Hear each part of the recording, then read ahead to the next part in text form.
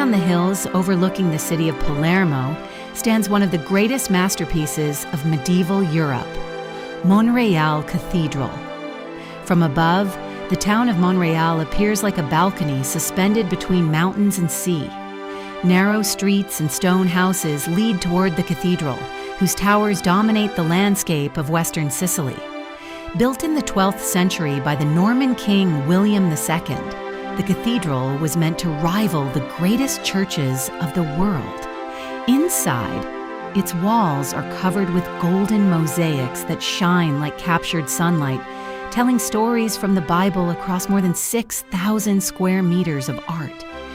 Next to the cathedral lies the peaceful Benedictine cloister, a hidden jewel of marble columns and delicate carvings, where silence and beauty create a perfect harmony.